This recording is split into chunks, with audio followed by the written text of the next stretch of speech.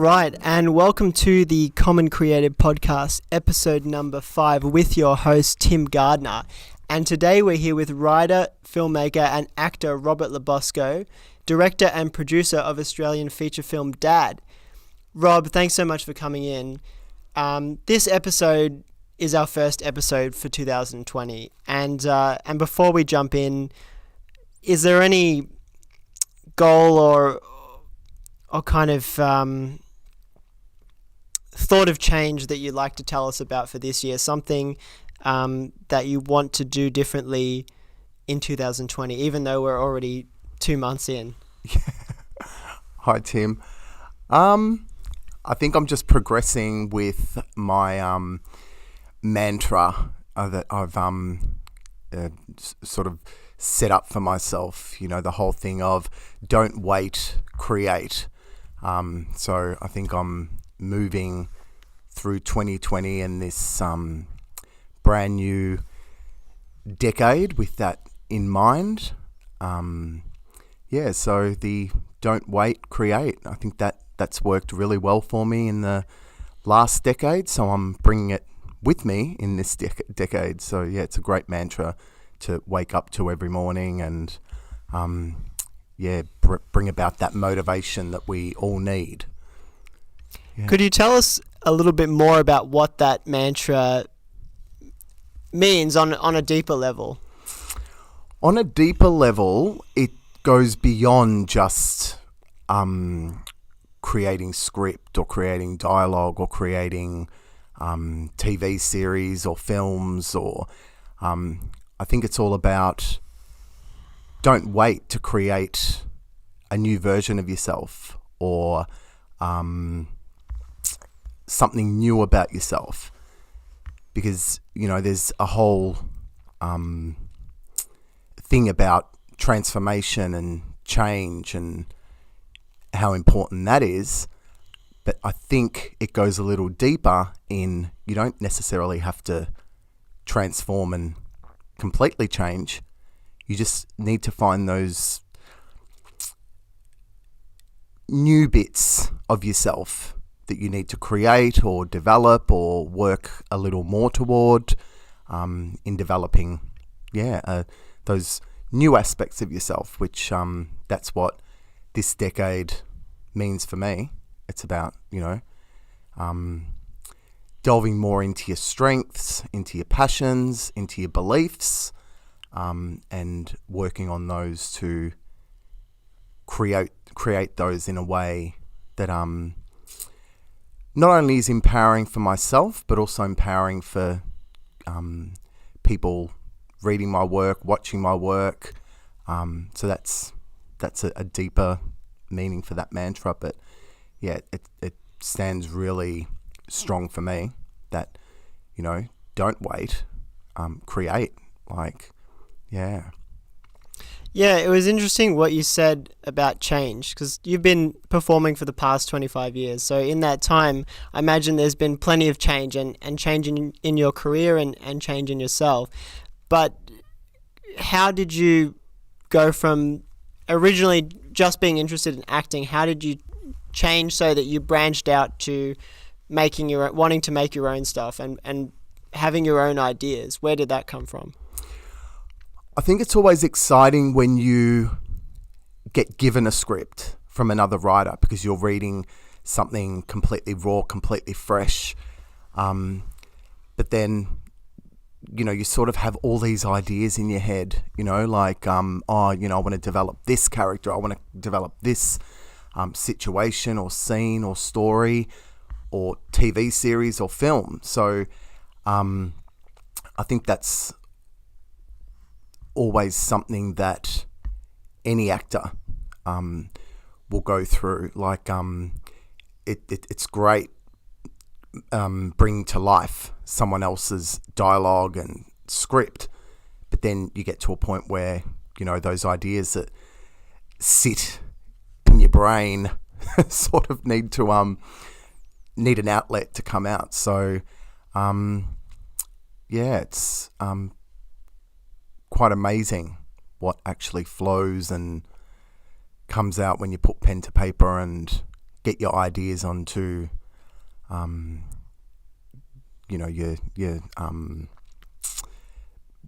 that brainstorming and, creating these characters, which is what I've done with a lot of my work. And then always drawing on personal situations that you've gone through and then molding those into, they say 3-dimensional characters. I say the 5-dimensional character, where we're no longer just looking at the 3D. We're going deeper and finding that 5D element to the character and then creating that, and then creating the people around them, and working it into amazing narrative scripts, which I've had a really fun time doing. And as an actor, you are creative, so you're creating all the time. You're creating dialogue in different ways. You're performing dialogue in different ways. So I think I've really enjoyed particularly the last decade.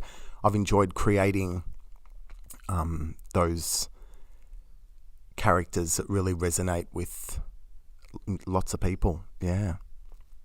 And so what's the difference between a 3-dimensional character and a 5-dimensional character to you? I think 5D goes a little bit deeper. You're understanding the spirituality of the character, where they've been, where they've come from on a more deeper level. I mean, any actor, when we're looking at a character, we'll do all our character breakdown. We'll look at the character breakdown and do all our character notes and all that sort of stuff. But then you go a little bit deeper. How's this person wired? What makes them happy? What makes them sad? What do they believe in? What's their trajectory in life? What makes them live? What makes them breathe? What makes them get up in the morning? So it's going a little deeper in just the physical realm and physical things they do, but you're going a little deeper in that spiritual meaning of what the character's all about. And I've had a really fun time looking into that with every character that I'm presented with, every character I'm creating. I'm going on a very deeper level, which then it comes out in the way you perform it and feel it and deliver it, and resonates with humanity in a more beautiful way. Yeah, that's interesting and very deep as well. It's cool to think of the characters that we put into a film almost in the same way that we think of real people, and to think of all the dimensions that you've mentioned. They're in ourselves as well, aren't they? And so I want to talk about Dad. And so this is a biographical feature film. Yes. But could you tell us about how you use that process when you were putting this film together? I think Dad was a really interesting, very interesting characters to write and play. I drew a lot on growing up with my dad and, the close connection that I had with him, learning a lot from him, listening, you really listen to everything. So I wanted to create this character that had lost his way a little and ran off on his family. But then working with the character of the young girl, I wanted to display how important your mother and father is. And in her case, she really had this deep, again, going on that 5D, we always have this feeling of wanting to know who our mother is, who our father is. And this young girl's journey on taking off, setting off, running away from her adoptive parents, and looking for her father. And it was something deeper than on a physical level of, I'm just going to go and find my dad. It goes on a more spiritual level of her wanting to know, I want to find where I came from. My mum has passed away. I remember my dad. I remember certain elements about my dad. I need to go and find that and spend time with him. And then, of course, when she does find him, she realizes that he's not the man that she remembers. The jovial, happy, high man. That crazy behavior as a child all seemed well and good, but now she was a little bit older, and seeing that almost frightened her, but she'd made that commitment to find him, and this is all she had. So even as a young girl, so even working with Lani, I worked on her. Okay, you're here now, so you've got to make this situation good for you. And of course, she had her social worker there as well. So then they took off and drove off, not to be found. So it was an interesting way of bringing it all together. And And was there anybody that challenged you in that very early part of the process when the ideas were coming together and when you were, for instance, developing the story or writing the script? Was there anyone that got you to really think about what you were doing and the way that you were doing it as well? I think the biggest challenge for me was having that strong young character, thinking about what she was doing. And also, I mean, she was a kid, so she, kids go on impulse, so they just, go, with an idea they have. In this case, this character was quite strong and courageous.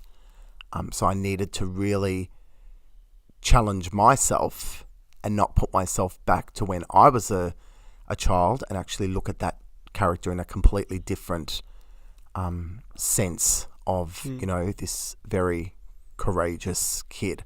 I mean, at that age, I would have probably never done that. So, I needed to, yes, I think that was the biggest challenge, like having to script and write with courage for that character. And then, drawing on personal issues as well that I'd gone through. Particularly during my time when my sister and I were made wards of the state. That feeling, that fear of being away from my father in real life. So I needed to draw from all of that and bring in that fear element and go back and remember, how much I wanted to be back at home with my dad, but you're a ward of the state, so you're in the hands of the government. So I think I had a lot of raw feelings and emotions still today. Because I mean, for a kid going through all of that and the children's court processes and all of that is quite daunting and frightening, and can leave quite a number of scars. But it's what you do with those scars that can really help you heal. And I think using a lot of that scarring it resonated in dialogue that was quite strong, and for both the character of Dad and the character of Ali, the young girl. So I think, going back to that question, I think the challenges were more using what I have gone through personally to inject into the script, but then of course looking at it in a completely different way for the character and making it true to the character. Yeah. How do you find that balance? I think I find that balance. So anytime before I write, I will ground myself, meditate, sort of get myself into a very different mindset. And I find stilling my mind, because normally my mind goes. I think if I really ground, meditate, and sort of get out of Robbie's world and find that stillness, then I can better mold characters and even with acting, I find that really helps just to sit in stillness, going for a swim. So the ocean, the beach is absolutely fantastic. And just stilling your mind so that you're getting out of your own head and into a nice peaceful state of mind and state of being, and then going to a script and reading it and working on your character and finding that balance in that way. Wow. And so you meditate, or you connect with nature in some way before you write every time, or is it is that how you always begin? Always. Wow. I love it. I wish I could meditate like 24 hours a day. I wonder if that's a job. I wonder if anyone, well, I suppose if you're a monk or something, like you'd meditate for days. I find meditation amazing. I think we live in such a chaotic world where we're stimulated in so many ways, so much conversation and chaos, that meditation just finds that you find that happy place in meditation.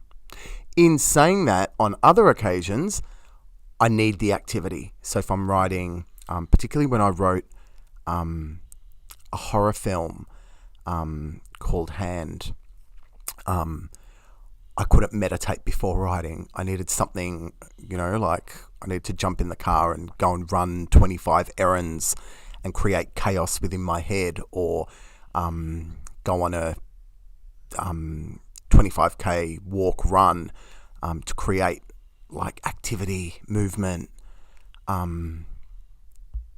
So in that case, activity and movement really helped. And does that, getting into that state of mind, does that have an effect on you in the long run, or is it something you can divorce yourself from as soon as the project is completed? Yep, something I can divorce myself from. I think where I so my project Fate to Love, where I played identical twins, I think that was probably one of the hardest roles I've ever had to divorce myself from. So I'm a Chinese doctor as well, so I see people with dis-ease and discomfort. So getting into those characters was really difficult, because there was the yin and the yang of the character. There was a really nasty twin and horrible twin, and then there was the more sedate twin. So I needed to find something that would slip me right into character. So I looked at both characters as a disease. So the character of Tony, I looked at as cancer, aggressive, yuck. And every time I thought that, like even sitting here now and thinking back to the feelings that I would inject and think for that character, really worked to just slip me into character. And then for the character of Lewis, I looked at the dis-ease of depression. So it made him a little more somber, a little more down. So that was an interesting way that I chose to work with those two characters and to bring them to life in the most believable way. And during Dad, you were both acting and directing at the same time, and so I imagine you had a process for yourself as an actor because you're playing your own father in the film. Is that correct? No. So I drew a lot off my personal experience of my own father. Yeah. And the connection that I had with him growing up. Yeah. But this character was not based on my own father. Okay. But that was a tough job because obviously budget wise, I couldn't afford to bring on a director and producer, so I needed to wear those hats, which so it was tough, particularly when you've written it, you're in the scene, you're directing yourself and directing everyone else, but it worked. It worked, and I think slipping into character, particularly with the strong trio of myself, Lani, and the character of the social worker.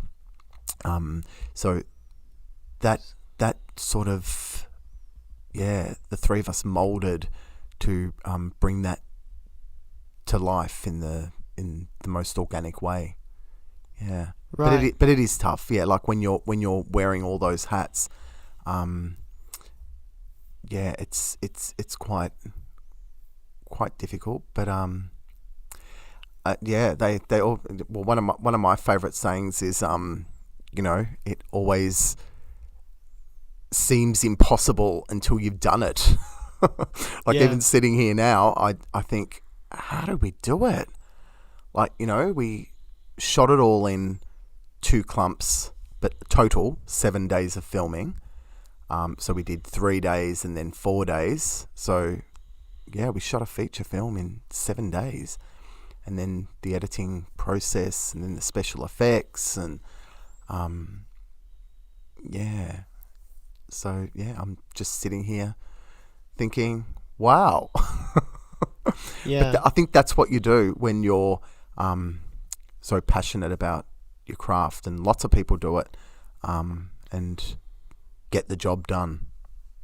Yeah. And did it feel chaotic, or was it just like everything else? There were ups and downs and, good and bad. It didn't feel chaotic because I'm really good at planning things and having things go to plan as well. So thankfully everything did. And it was great that, the whole team worked so well. Did such a great job in seeing my vision and helping me immensely, and that goes for all the crew and the cast as well. They really understood what I wanted, and the pacing and the tone, and so that was fantastic. It was fantastic. So there were no challenges in that way. That's good, and that can be rare as well because there are so many variables that are involved. So I want to go back to the very beginning for a moment. Could you tell us, for those listening, how did you know that you wanted to go the creative path? Could you take us back to and sort of set the scene for us of where you were in life, as much as you can remember it, and how you knew that this was the way that you wanted to go?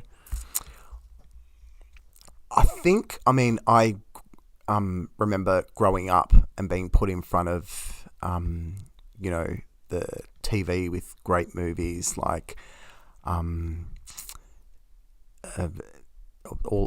particularly James Dean movies I absolutely loved. Like, well, he only did 3, but so I'd just sit there, watching them, and particularly watching him. I think he's extraordinary, particularly with his silent acting. And I still go back to some of those films like East of Eden and Rebel Without a Cause, and just watch what he did so effortlessly. And his silent acting, even if he's not engaged in a scene, is amazing. So, and I remember even as a kid, I'd rewind and and keep rewinding just to watch those facial expressions, or that saying nothing but saying so much. So I was really intrigued with all of that. And then I had a real affinity for film, and I loved film, and I think I really enjoyed the way films made me feel. I didn't have the easiest upbringing, but in saying that, I'm thankful for that upbringing because it taught me so much. But film was amazing to help me escape, feel.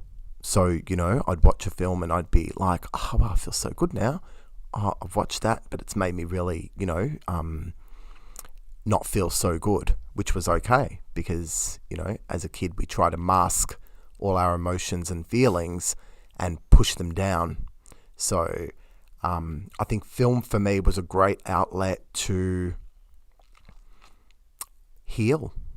I think that's probably the, that was the power in film that, was great. So, so I think the way it made me feel was really important. And watching actors who, as a kid, you don't think they're actors, you think it's real, and you think, wow, this person has made me feel that way. So then growing up, I had a bit of a lisp, which needed to be rectified. So Dad took me to voice production. So I started voice production lessons, and I kept popping my head in and watching the actors. So I said to him, I really want to do acting. No, you've got to do your schooling. So I decided that I wasn't going to school until I was allowed to do at least one acting class. So that was a really challenging time. So eventually, yes, he agreed, and I started with one improvisation class, which I totally loved. That was so amazing. And I think I was probably around, I would have been around, so year 7, so about 12 years old, 12, 13. But I found improvisation so healing and wonderful because, you'd come in to an improv class fully charged with, your day and, what was going on. And then you'd inject it into these weird and wonderful improv scenes. So, yeah, that was really great. So I did that at William Bates Academy of Performing Arts. So I was basically there right through until 3rd year uni. So I did a good long stint of but at least 10 years there. So that's how it all started, Tim. Yeah, and is there anything that you learnt from all the way back then at William Bates that's left in you today when you're acting, or have you just evolved and learnt so much and advanced everything that was taught then that there's there's little from that period in you now as an actor in 2020. I think that groundwork and that training was exceptional, because you've got to just get on a stage, make truth from untruth, and create, which was fantastic. So I always take that with me. And I think the biggest thing I've taken with me right through from way back then, because, as a kid, you go, and you don't listen. So, listening was a really big thing for me to master. And,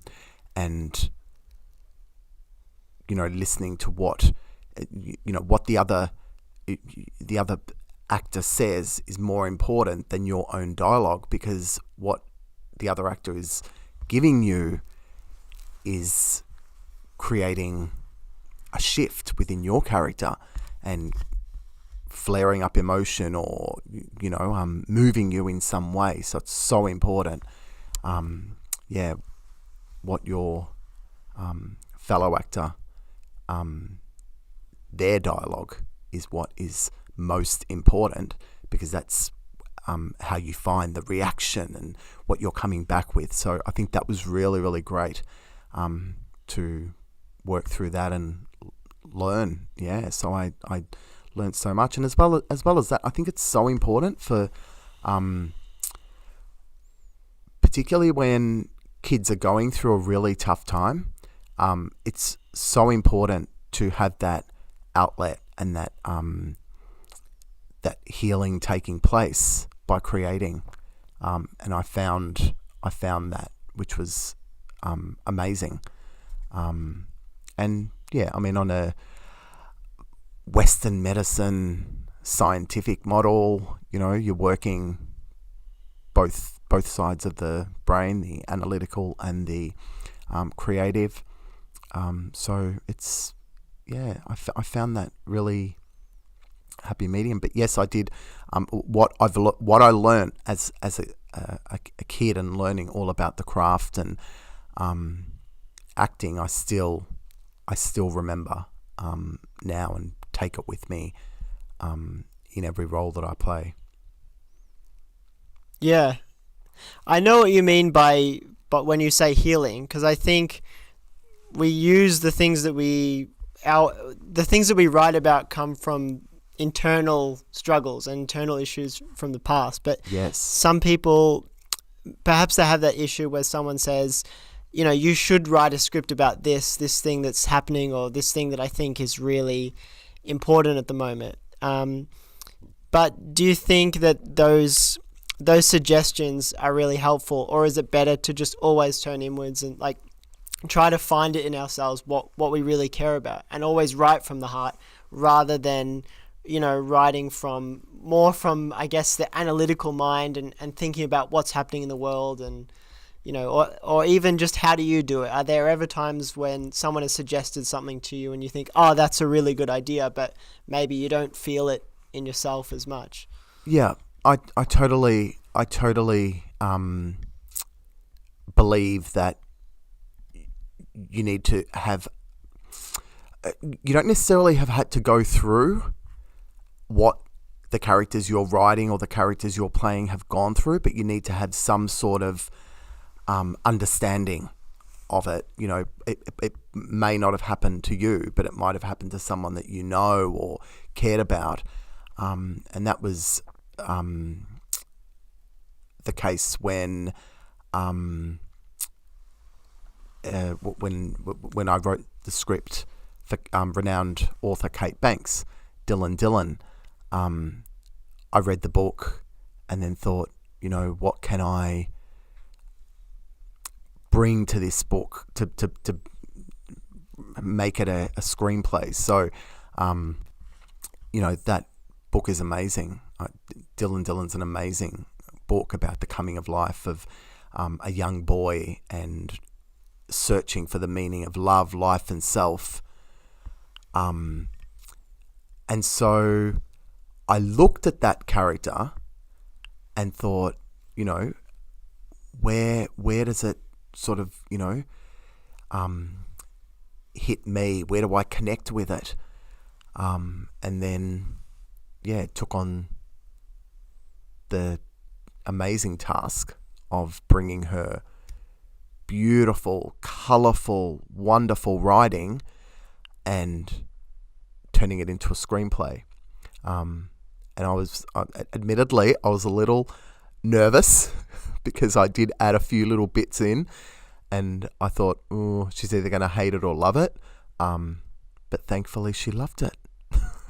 So I think it's about finding what moves you about this. What can you personally relate to? And then if you can't personally relate to it, how can you? And so you look deeper and find, and you work through all of that, and what makes the character tick, what makes the character happy, what makes the character sad, what moves the character, the likes and dislikes that this character has. So you just find what you need to create it and bring it to life. So when you're writing your own work, do you ever feel like you've got to go into the idea and find that motivation to write? Or is it when you come up with an idea, it's like, that's it, that's the one, I have to do it, and there's no stopping me now? Well, I think with a lot of the stuff that I've written, it's basically, I always try and find an extension of myself. Right. And what I usually like is, what wouldn't I do? What don't I like? And just find those other elements that you can write it and play it, but still not be playing yourself. And this is one of the hardest things. And I've helped a lot of actors write their own stuff, and I always say to them, writing your own stuff and playing it is a really, really hard job, because you've created this and then you're performing it, so you need to actually perform it well. My advice is, if you write it, that's well and good, but then you need to, and if you do want to play it, you've got to really step up and find how you can do it brilliantly. And you do have to do it brilliantly, otherwise you just pass it on and have another actor perform the work that you've written. So writing your own material and performing it is a very hard job, but also a very rewarding job, because you're learning so much more about yourself. And and I think for me, it's always like, find that character. Don't play yourself, because it's not about playing yourself.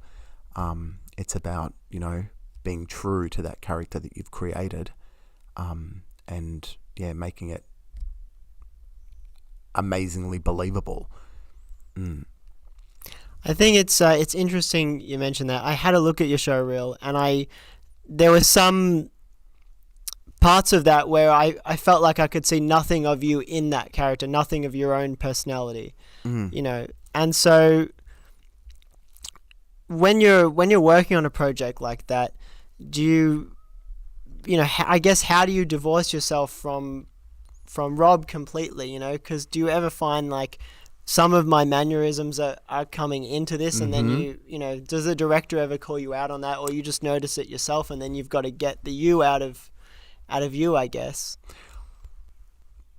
Directors have been really, really good, and they'll give me a word. So the word can be whatever, but so that word will be, hey Rob's coming into this, can we just take Rob out? Because occasionally you do, and particularly when you're working 10-12 hour days, or you need that reminder So basically, it's about just being pulled up on it straight away, because elements of you can come into a character. It doesn't happen often. I can definitely say that. But definitely when I'm directing and I'm in the scene, I do need to watch back, and then I'll always,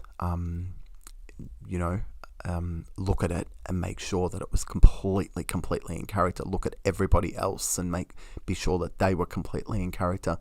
But yeah, with the project like Dad, we were all on mark. It was amazing. Like every scene, we probably did 2-3 takes, of the main scene, and then, so I was really, really impressed with, the way everyone held their characters so strong, and really impressed with myself that I held my, character of Will, kept him there and present. But yeah, and that all comes with good training, a good team, good rehearsal period, and then your own self-work. A week before the shoot, every moment that I have, I'm working on the character. I'm feeling the character. I'm doing things like the character. I'm cooking like the character. I'm having a shower like the character. I'm tying my shoelaces as a character would. I'll blow my nose the way the character would. And leading up to it, you intensify that. You rest well 2 days before. You have really good rest. And every moment you have, you really think character, and that's the big job. And of all the projects that you've done, is there one in particular that you learnt the most from, or that changed you the most as a person? I'd have to say Fate to Love, because playing that duality and playing those two characters was tough, but I think what that project did was made me believe that really anything is possible. Like, I think it was just, because that was the first. So basically I made Fate, then I made Love, then I made Disconnected. So I was going to keep it as a trilogy. And then with clever editing, Fate and Love was edited into a 60-minute feature, which is on Amazon Prime now, as is Dad, and as is the TV series Next.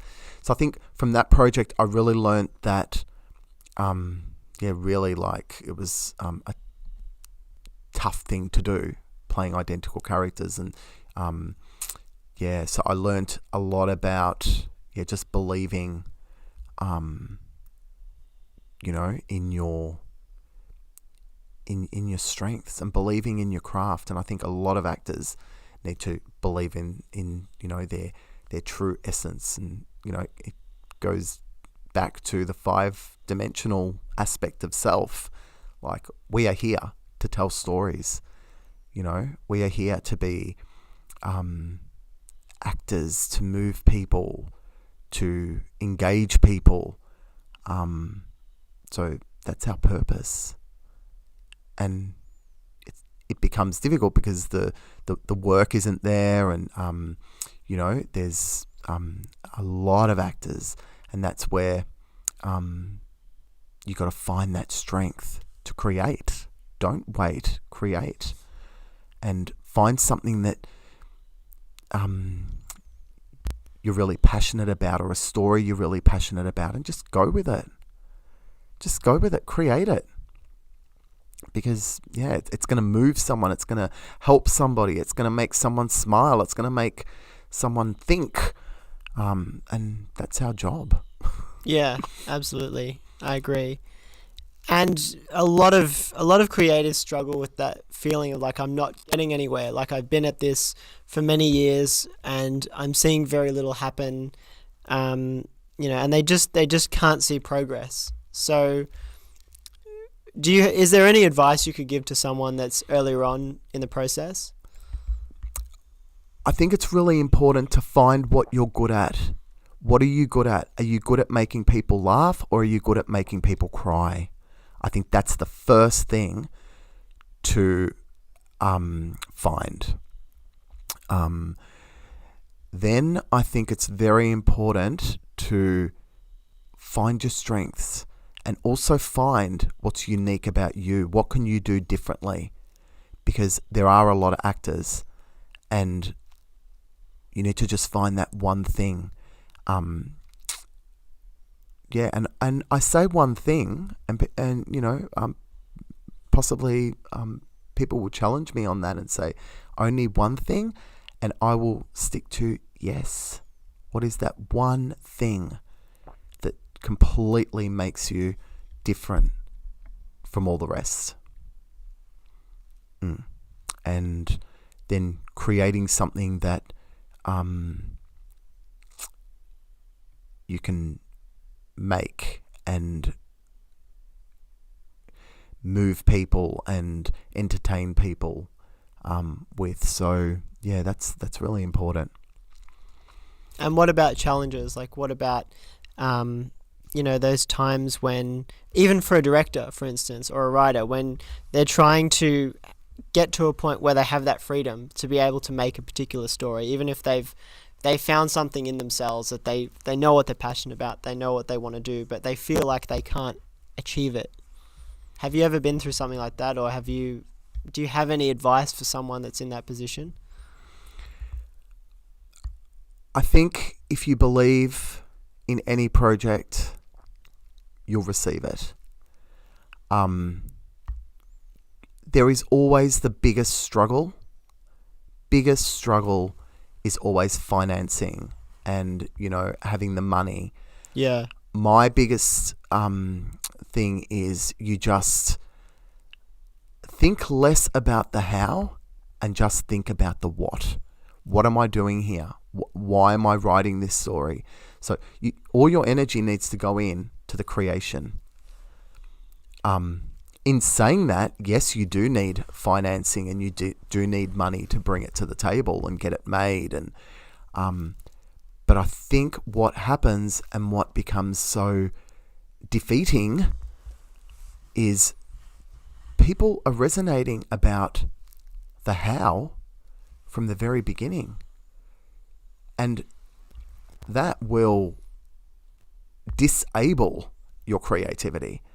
And that used to happen to me. And I chose it not to happen to me any longer. I would write something and think, oh, wow, this is, really good. But the money's not there. Yeah. So, and you would never go back to it again. Yep. So I just now, with every project that I do, I forget about the how. The how will sort itself out, but the most important thing is you need to think of the what. What am I creating? It needs to be amazing. When it is amazing, the how becomes a lot easier. But I think, and in saying that, the how becomes a lot easier because people read it and go, wow, this is really good. I'll come on board and I'll do it for, either a deferred payment or a lower rate because I really, really love the project. So the how becomes a lot easier. But I think for creators, writers, actors, we need to stay in the what. What do we want to achieve? What are we trying to make here? And that what is so important, and we need to resonate in the what. Live that what, and just leave the how alone, because there's a bigger power that will assist you with the how.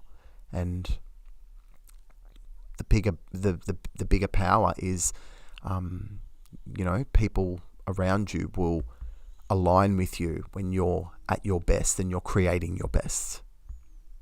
That's really interesting. I've never thought of it that way. I think it gives people a very different perspective. Yeah. Yeah. And before we start to wrap things up, could you talk about theatre? And was there anything from theatre that you then reintegrated, when you were working on films? Yeah, I love theatre. Just recently I played Cha-Cha in Noel Anderson's play at the Cat Theatre. It's a beautiful piece of writing from Noel Anderson, who actually won an award for the script. I won Best Costume, and my fellow actor, Mark, he won the Best Supporting Actor. And that was so much fun. I love theatre. Yeah, it was really good. I played a transsexual in King's Cross in the 60s. Theatre's amazing. I would like to go back to doing more theatre. It's just so, it's a little time consuming. I think I really like the fast pace of television and the blocked days of filming, Right. like with TV, you're in and out. Film, you've got your 15, 20, 30 days of filming, and then that's done. Theatre's quite extensive time that you need to commit to, and as well as that, I love creating and writing. So I think, if I had a double self, I'd love to be doing theatre full time as well, and then the other half of me could be meditating full time or something like that. And other than your meditation, was there ever something that another actor or another filmmaker, or it doesn't even have to be someone you work with, it could even just be a friend or a family member, but something they said to you that just stopped you and got you to rethink things, or to just contemplate on, like, what did that person mean? Have I been doing something wrong, or have I been thinking about it wrong? A very renowned director-producer said to me, never worry about what anybody else thinks. Only worry about what you think about your performance. And I think that changed me forever. Yeah. Because I think with my earlier work, I used to analyze, and I'd go through that period of analysis to paralysis.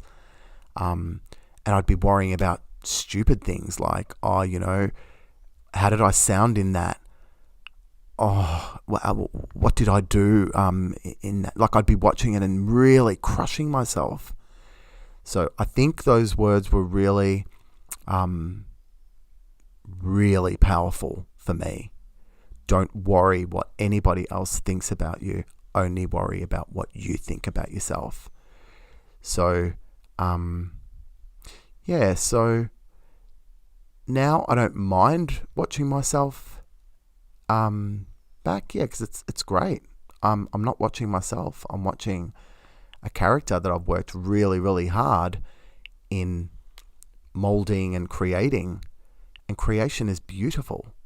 Creation is amazing. It's magical. It's sacred. It's so amazing. So I look at it with those eyes now. So I watch with, no ego, that's me playing the lead role. No, I don't look at it like that at all. I look at it as a magical, sacred, beautiful creation. Yeah, I like it. I really do. And for those listening, where can they find Dad, and where can they also find more about you? So, Dad is streaming on Amazon Prime, and as is Fate to Love, streaming on Amazon Prime, UK and also USA. Now, Amazon Prime USA is also, you can also watch that in Australia. So that link will work in Australia. The UK one won't.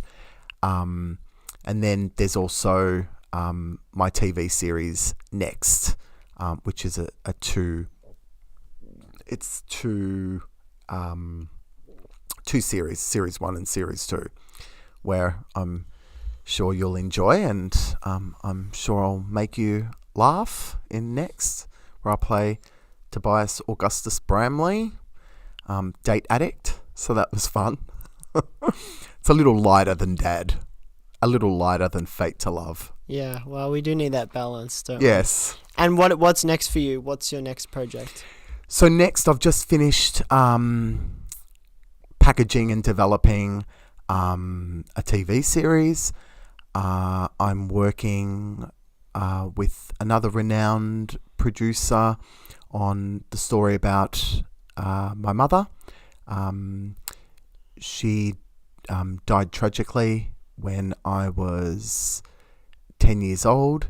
That was an amazing script to write, very cathartic, and I can't wait to bring her to life in this film.